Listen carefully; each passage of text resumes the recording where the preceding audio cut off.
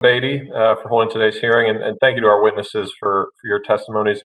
Mr. Bartle, I want to start with you. I've always had a sort of particular admiration for successful entrepreneurs, and your story in particular is just so powerful, and the passion with which you tell it is inspiring in so many ways. So I want to commend you and thank you for being here, but also just for having such incredible tenacity.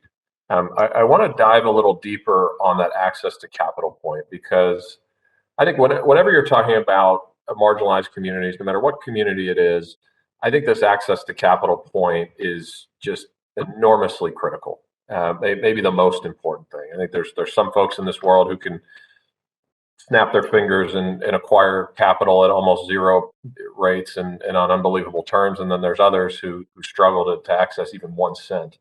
And so I want to hear more from you. How specifically did you overcome that? Like, what process did you use? How did you get your first dollars in the door, whether it was on the debt or equity side?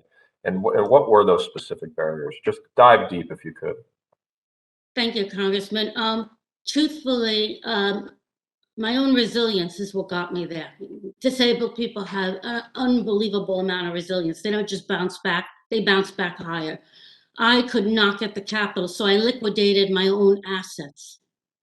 Literally liquidated everything I could and bet on myself, because I was determined to build a firm that could stand as an example on Wall Street, that disabled individuals are part of the diversity and inclusion initiatives that we are undertaking, and they bring value not just within an organization, but within the community. Then as my company became more successful, it's funny to state, but the same people who told me no early on and called me an unbankable CEO to my face came knocking at the door after I became some degree of success, asking if they could invest or loan me capital.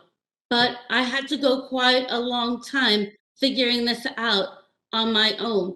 And I'm going to humbly say there was one point where I almost had to sell my own engagement ring to make payroll. Wow. Incredible. And so fair to say, the venture capital community, the traditional banking community, they wanted nothing to do with you or your company, and you had to literally sell almost every asset you had just to get off the ground. Correct. As a startup, that's right, until they could measure some degree of success. Yeah, and now I'm sure it felt good to see those same people come back and knock on your door and beg you to take their capital at some point. So it's just an incredible story. Thank you for sharing that. Ms. Sullivan, I want to switch to you and commend you for the incredible work that you're doing in North Carolina. Again, it's really exciting to see. When you're talking to employers, what are the biggest barriers that you face about potentially bringing on individuals with autism, and how do you equip the employers with the skills to be successful in hiring an individual with autism spectrum disorder? Well, when we first talk to employers, we talk about link it as a talent acquisition strategy for them. A great number of folks that they are missing because they don't have ways to support individuals who are neurodiverse. And what Link It really just does is aligns the systems, right? So we talk with employers to get them interested in. They identify a manager who wants to be involved in the program.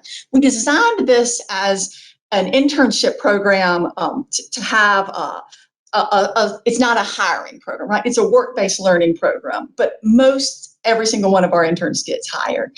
And what we do is we work with them all through the process. Many individuals with autism have a very hard time with interviews, for example, because you're not asking what you know, you're asking other things that really aren't germane to the job.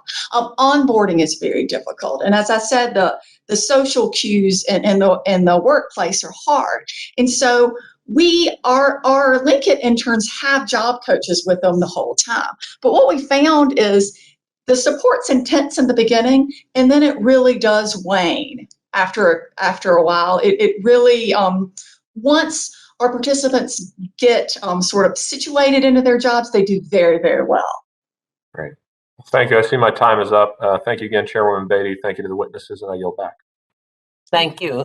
The gentlewoman from Massachusetts, Ms. Presley, who is also the vice chair of the subcommittee on